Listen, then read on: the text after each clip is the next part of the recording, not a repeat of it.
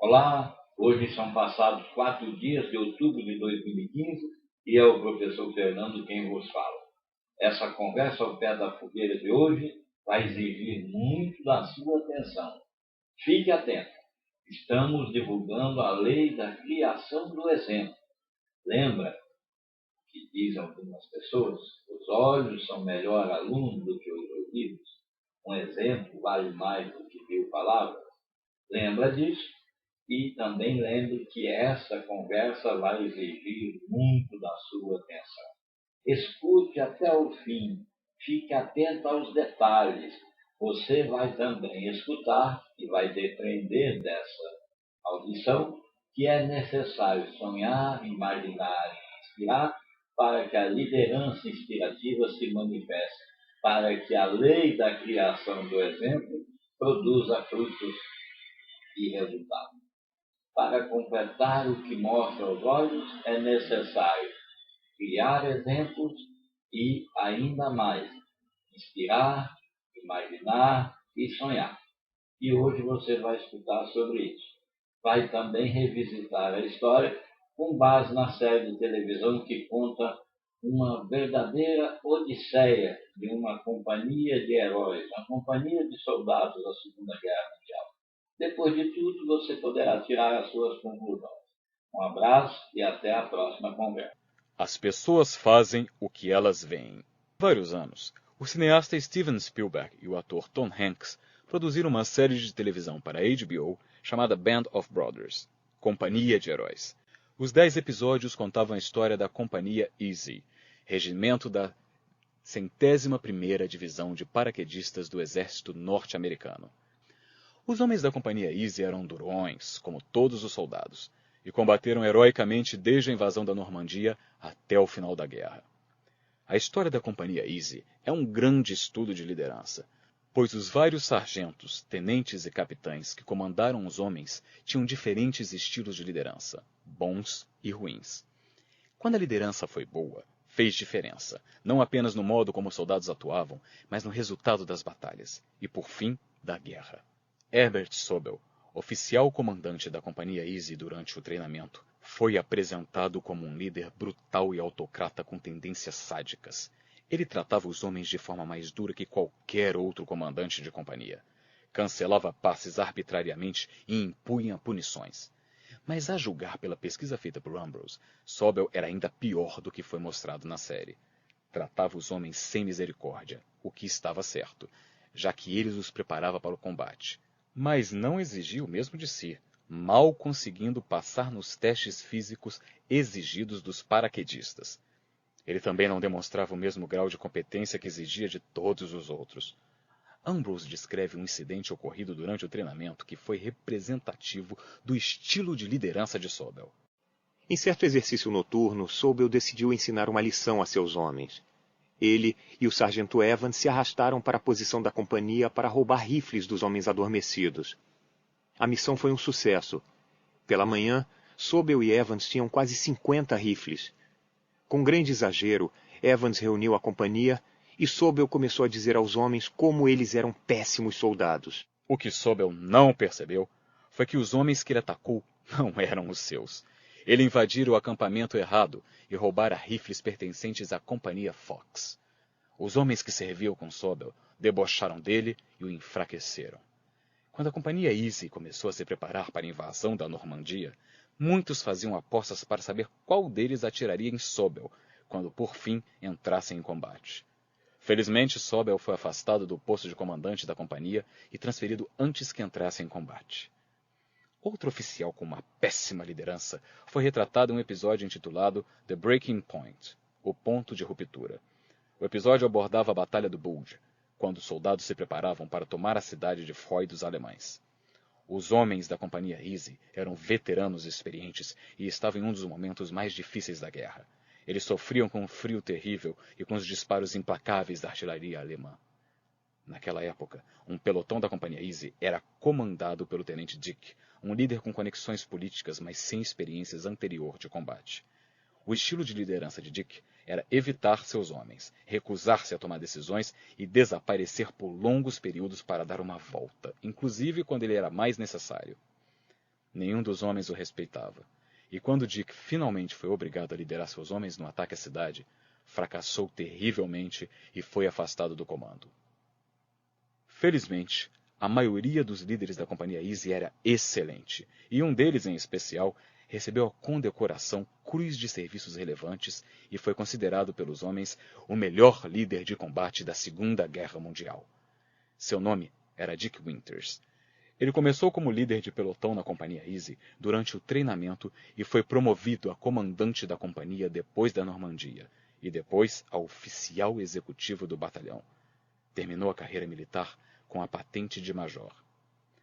Winters sempre ajudou seus homens a ter um desempenho do mais alto nível, e sempre esteve à frente deles, dando o exemplo e assumindo os riscos junto com seus homens. Ambrose descreve a filosofia de liderança de Winters como aquela em que oficiais vão à frente. Sempre que sua tropa precisava atacar uma posição inimiga, Winters estava à frente, liderando o ataque. Um dos incidentes mais marcantes que demonstrou o modo de liderança de Winters ocorreu pouco depois do dia D, a caminho de Carrington, uma cidade que a Companhia Easy precisava tomar dos alemães. Quando os paraquedistas americanos sob seu comando se aproximaram da cidade, tornaram-se alvo das metralhadoras alemãs.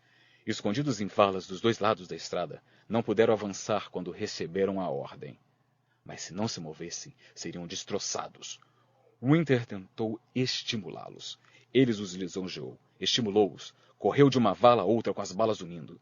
Finalmente, pulou no meio da estrada, balas perfurando o chão ao redor dele, e gritou para que os homens se mexessem. Todos se ergueram e avançaram ao mesmo tempo. E conseguiram tomar a cidade. Quando perguntaram a Ambrose o que levou a Companhia Easy a se destacar na guerra, a estar acima dos colegas, a resposta foi clara. Eles não eram muito melhores que outros paraquedistas, que os Rangers ou os fuzileiros. Eram uma das muitas unidades de elite durante a guerra. Mas o que os tornou especiais, mesmo entre aqueles que já eram selecionados e especiais, foi a liderança. Os grandes oficiais, os comandantes, os líderes de pelotão e os sargentos. Nem todas as unidades de elite tiveram tanta sorte com seus líderes, e isso fez a diferença. Por que isso fez tanta diferença? Porque as pessoas fazem o que elas veem. Essa é a lei da imagem. Quando os líderes mostram caminho com as ações certas, seus seguidores as copiam e têm sucesso. Grandes líderes parecem sempre incorporar duas qualidades aparentemente incompatíveis. Eles, ao mesmo tempo, são altamente visionários e altamente práticos. Sua visão permite que eles vejam além do imediato. Eles podem antecipar o que está por vir e o que precisa ser feito. Líderes têm a compreensão de como missão gera objetivo ao responder à pergunta por quê. Têm a compreensão de como visão gera uma imagem ao responder à pergunta o quê. E, por fim, têm a compreensão de como estratégia gera um plano ao responder à pergunta como. Como observou o escritor Hans Fiesel, renomado especialista e consultor na área de liderança, líderes são pagos para serem sonhadores. Em liderança, quanto mais alto você chega, mais seu trabalho é sobre o futuro.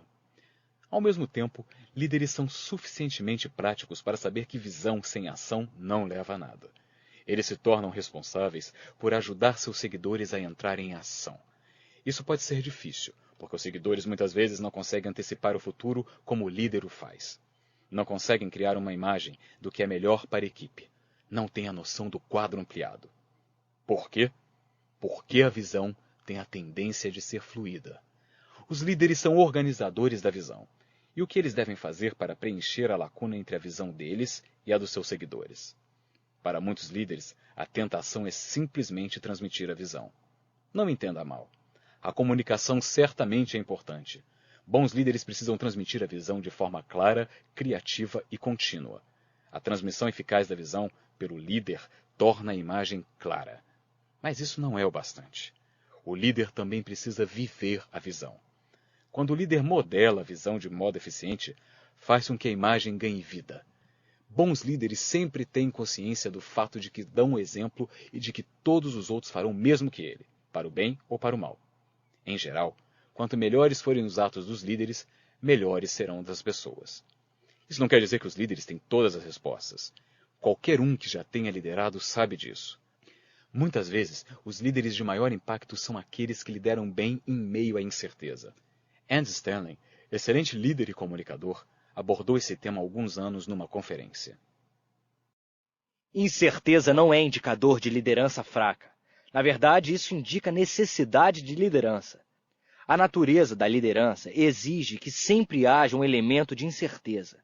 A tentação é pensar, se fosse um bom líder, saberia exatamente o que fazer. Aumento de responsabilidade quer dizer lidar com um número cada vez maior de questões intangíveis, portanto, incerteza mais complexa.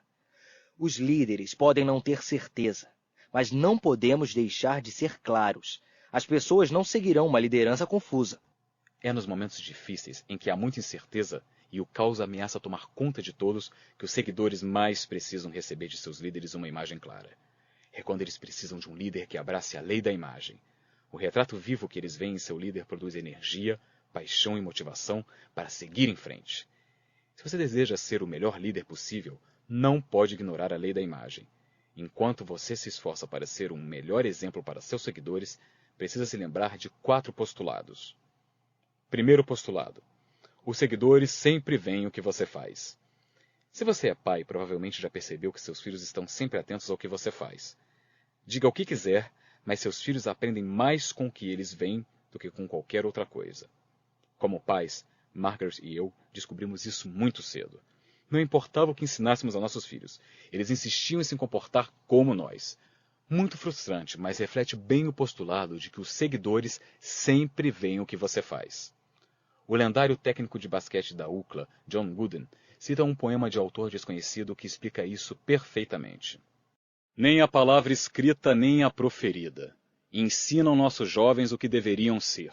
Nem todos os livros em todas as estantes podem isso fazer. Só o que as ações dos mestres conseguem em seu íntimo tecer. Assim como as crianças observam os pais e reproduzem seu comportamento, funcionários fazem o mesmo quando observam seus chefes. Se os chefes chegam atrasados, os funcionários sentem que podem fazer o mesmo. Se os chefes pegam atalhos, os funcionários também os pegam. As pessoas fazem o que veem. Os seguidores podem duvidar do que os seus líderes dizem, mas normalmente acreditam no que eles fazem e imitam. Colin Powell, general da reserva do Exército dos Estados Unidos e ex-secretário de Estado, acredita que você pode fazer todos os memorandos e todos os discursos de motivação que quiser, mas se o resto das pessoas em sua organização não o vir se esforçar muito todos os dias, também não se esforçarão.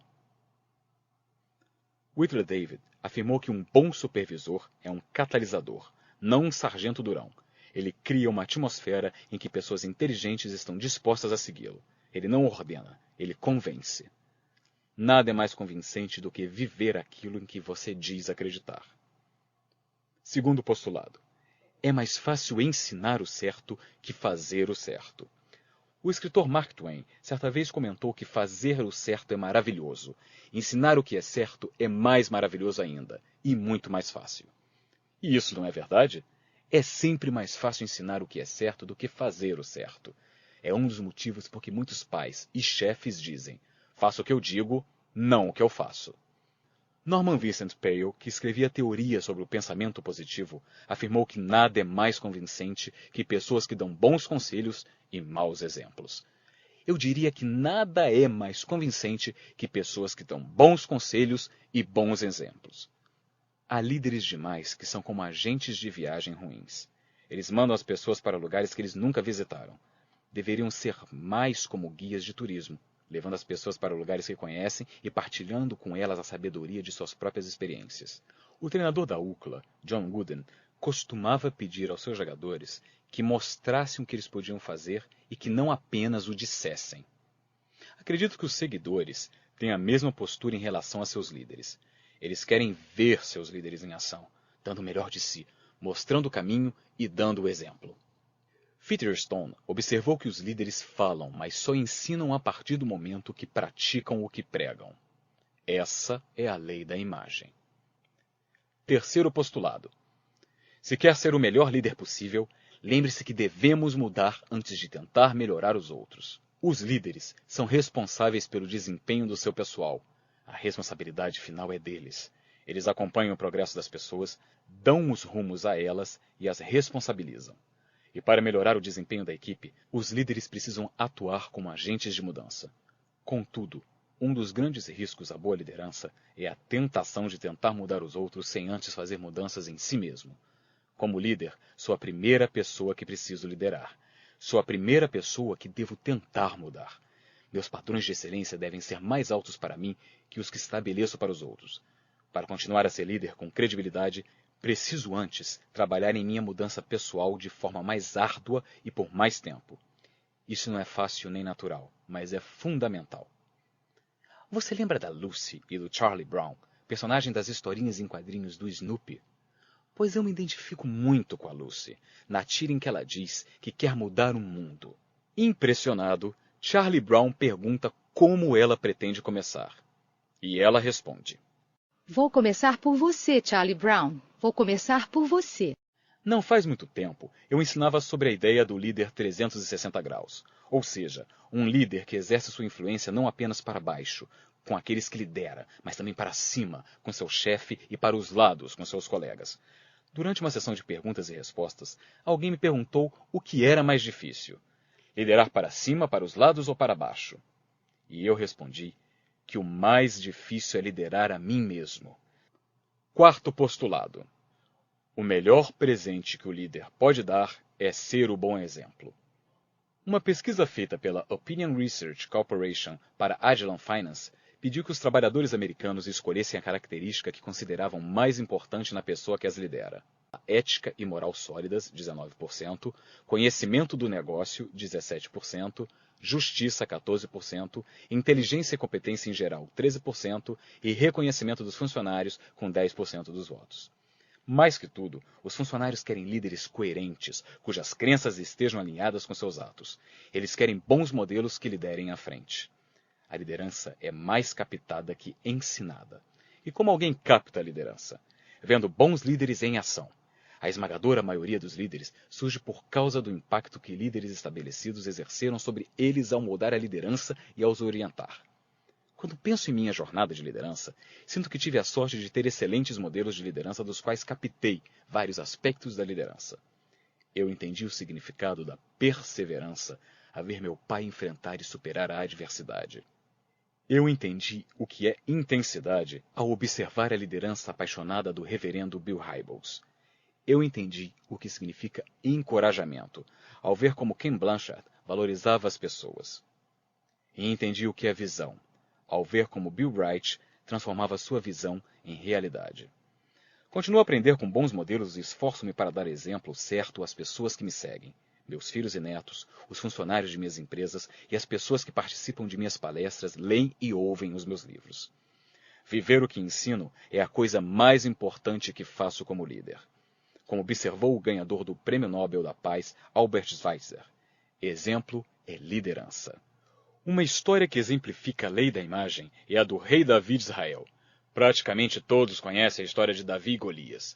Quando os exércitos filisteus se lançaram contra o rei Saul e o povo de Israel, Golias, um gigantesco e poderoso soldado profissional, lançou um desafio. Ele disse que enfrentaria o maior campeão de Israel em uma batalha de tudo ou nada. E quem se apresentou para aceitar o desafio? Não foi Saul, o rei poderoso, nem qualquer de seus veteranos experientes. Foi Davi, jovem pastor humilde, que se apresentou para enfrentá-lo. Usando uma funda, ele arremessou uma pedra contra Golias e o nocauteou. Depois, cortou a cabeça de Golias com a espada do gigantesco guerreiro. Todos nós nos identificamos com essa história e outras similares, porque gostamos de torcer pelo azarão. Mas muitas pessoas não conhecem o restante da história. Davi se tornou um guerreiro e acabou por se tornar rei. Nesse processo, ele formou um grupo de guerreiros que eram chamados de seus homens poderosos. Pelo menos 5 deles também se tornaram matadores de gigantes, como seu líder. O exemplo dado por Davi ensinou a seus seguidores como se tornar grandes guerreiros e até mesmo matadores de gigantes. A liderança pelo exemplo sempre tem um profundo impacto nos seguidores. Um dos líderes que admiro é Rudy Giuliani, ex-prefeito de Nova York. Ao longo de sua carreira, primeiro como advogado a serviço do governo dos Estados Unidos e depois como funcionário eleito, Giuliani liderou pelo exemplo. Em seu livro Leadership, Liderança, ele diz ter plena consciência de que aquilo que faz estabelece um padrão para aqueles que o seguem. Na filosofia de liderança de Giuliani, é fundamental a ideia de responsabilidade. Responsabilidade foi a base de uma das práticas de Giuliani. A reunião matinal que ele fazia com seus principais assessores todos os dias às 8 horas. Ele faz isso desde 1981. Isso fazia com que ele e seu pessoal, todos os dias, estivessem em sintonia. Eles tinham de dar respostas a ele, e ele era obrigado a tomar decisões rápidas. Ninguém podia esquivar-se. Todos eram responsáveis. Muitas pessoas reconhecem a capacidade de Giuliani como prefeito. Em sua gestão, a criminalidade na cidade caiu vertiginosamente. Nova York recuperou sua antiga glória como destino turístico, os impostos diminuíram e os negócios floresceram. Mas o acontecimento que realmente revelou a capacidade de liderança de Giuliani foi, e é claro, o 11 de setembro.